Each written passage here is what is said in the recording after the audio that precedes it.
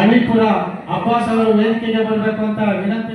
ಗೌರಿಬಿದನೂರಿನಲ್ಲಿ ಇಂದು BJP ಕಾರ್ಯಕರ್ತರ ಸಭೆ ನಡೆಸಲಾಯಿತು. ಈ ವೇಳೆ ಮಾತನಾಡಿದ ಬಿಜೆಪಿ ಮುಖಂಡ ರವಿನಾರಾಯಣ ರೆಡ್ಡಿ, ಬಿಜೆಪಿ ಗೌರಿಬಿದನೂರಿನಲ್ಲಿ ಬೇರು ಮಟ್ಟದಿಂದ ಸಂಘಟನೆಯಾಗಬೇಕು.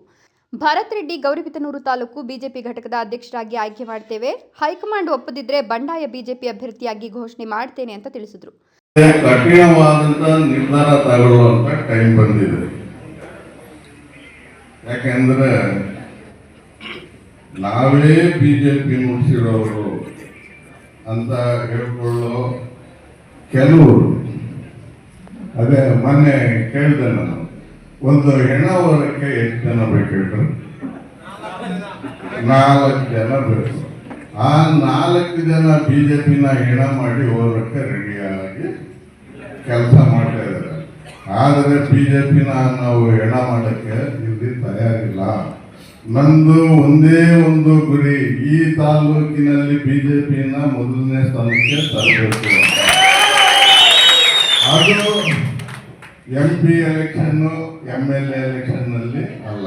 ಆ ಎಲೆಕ್ಷನ್ಗಳೇ ಒಂಥರ ನಡೀತವೆ. ಲೋಕಲ್ ಎಲೆಕ್ಷನ್ನಲ್ಲಿ ಯಾವಾಗ ಬಿಜೆಪಿ ಫಸ್ಟ್ ಪ್ಲೇಸ್ ಬರ್ತದೋ ಅದು ನಿಜವಾದ ಬಿಜೆಪಿಯ ಸ್ಟ್ರೆಂತ್ ಅಂತ ನನ್ನ ಆಸೆ. ಇವಾಗ ನೆಕ್ಸ್ಟ್ ಬರೋದೆಲ್ಲ ಲೋಕಲ್ ಎಲೆಕ್ಷನ್, ನಿಮ್ಮ ಎಲೆಕ್ಷನ್. ಒಂದು ಸಭೆ ಮಾಡಬೇಕು ಅಂತ ಮೇಲ್ಗಡೆಯಿಂದ ಬಂದ್ರೆ, ಅಣ್ಣ ಸುಮ್ಮನೆ ಸಭೆ ಮಾಡಂತ ಅವ್ರು ಹೇಳ್ಬಿಟ್ರೆ ಹೆಂಗಣ್ಣ ಕಾಸು ಕೇಳೋಣ ಅಂತ ಹೇಳೋರ್ನ ನಾವು ಅಧಿಕಾರದಲ್ಲಿ ಕೂರಿಸಿದ್ರೆ ಹೆಂಗೆ ಪಕ್ಷ ಬೆಳೀತದೆ ನೀವು ಹೇಳಿ. ನಾನು ಹೇಳಿದ್ದೀನಪ್ಪ, ನಂಗೆ ಅಭ್ಯಾಸ ಇಲ್ಲಪ್ಪ, ನಮ್ಮ ಕೈಯಲ್ಲಿ ಎಷ್ಟಿದ್ರೆ ಅಷ್ಟರಲ್ಲಿ ನಾವು ಮಾಡ್ಕೊಂಡು ಹೋಗೋಣ ಅಂತ.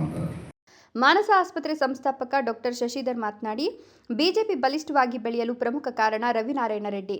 ರವಿನಾರಾಯಣ ರೆಡ್ಡಿ ಅವರ ಪುತ್ರ ಭರತ್ ರೆಡ್ಡಿ ಅಧ್ಯಕ್ಷರನ್ನಾಗಿ ಮಾಡಬೇಕು ಅಂತ ಹೇಳಿದ್ರು. ಭರತ್ ರೆಡ್ಡಿ ಮಾತನಾಡಿ, ನನ್ನ ಜೀವನದಲ್ಲಿ ಬಿಜೆಪಿ ಪರ ಕೆಲಸ ಮಾಡಿದ್ದೇನೆ, ಕಾರ್ಯದರ್ಶಿಯಾಗಿ ಅಧ್ಯಕ್ಷರಾಗಿ ಕೆಲಸ ಮಾಡಿದ್ದೇನೆ ಎಂದರು.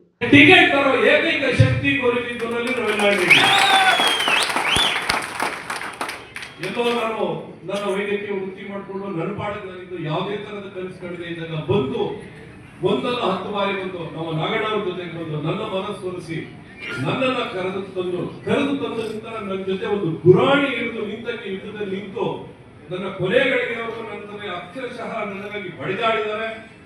ನನ್ನ ಋಣದ 1 ಅಂಶ ಕೂಡ ಅದು ತೀರಿಸೋ ಪ್ರಯತ್ನ ನಾನು ಇವತ್ತು ಅವ್ರ ಜೊತೆ ನಿಂತ್ಕೊಳ್ಳುವಂತ ಒಂದು ಪರಿಸ್ಥಿತಿ ಬಂದಿದೆ. ನಿಸ್ಸಂಕೋಚವಾಗಿ ನಾವು ಅದ್ರ ಜೊತೆ ಗುರುತಿಸ್ಕೊಳ್ತೀವಿ. ನಾನು ನನ್ನ ಪಕ್ಷಕ್ಕೆ ಮನವಿ ಅಷ್ಟೇ ಇದು, ಇಲ್ಲೆಲ್ಲಾ ಕಾರ್ಯಕ್ರಮಗಳು ಸೇರಿದ್ರು ಇದನ್ನು ದಯವಿಟ್ಟು ನಾನು ಹೇಳ್ತೀನಿ, ಯಾವುದು ನಾವು ಉದ್ರೇಕ ಆಗೋದು ಬೇಡ, ನಾವು ಯಾವುದೋ ಭಾವಾವೇಶಕ್ಕೆ ಒಳಗಾಗೋದು ಬೇಡ. ನಾವೆಲ್ಲ ಈಗ ಬಂದಿರೋ ಉದ್ದೇಶ ಏನು ಅಂತಂದ್ರೆ, ಎಲ್ಲಾರು ಮಾಡಿ ನಾವು ನಿರ್ಲಿಪ್ತವಾಗಿದ್ರೆ, ನಾವು ಮಾಡ್ತಾರೆ ಅನ್ನೋ ಭರವಸೆ ಇದ್ರೆ, ಆಮೇಲೆ ಏನಾದ್ರು ಒಂದು ಆತಂಕ ಆಗಿ ನಮ್ಮ ಕೈ ತಪ್ಪು ಹೋದ್ಮೇಲೆ ನಾವು ಯಾವುದೇ ಕಾರ್ಯಕ್ರಮಗಳನ್ನ ನಾವು ತಗೊಳ್ಳೋದ್ರಲ್ಲಿ ಅರ್ಥ ಇಲ್ಲ. ನಾವೆಲ್ಲರ ಒಂದು ಏಕೈಕ ಧ್ವನಿಯಾಗಿ ನಾವು ಏನಿದೆ ಅಂತ ನಮ್ಮ ಶಿಸ್ತಕ್ಕಷ್ಟೇ ನಾವು ಹೈಕಮಾಂಡ್ ಮುಂದೆ ಮಾಡೋದಕ್ಕೆ ಮತ್ತೆ ಅವ್ರ ಹತ್ರ ಮನವಿ ಮಾಡ್ಕೊಳ್ಳೋದಕ್ಕಷ್ಟೇ ಒಂದು ಸಭೆ. ಇದು ಹೈಕಮಾಂಡ್ಗೆ ನಮ್ದೊಂದು ಒತ್ತಾಯ ಅಲ್ಲ, ನಮ್ದು ದಯವಿಟ್ಟು ಒಂದು ಮನವಿ.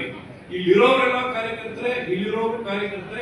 ಮಂಜುನಾಥ್, ಗೌರಿಬಿದನೂರು, ರಾಯಲ್ಸ್ ಕನ್ನಡ.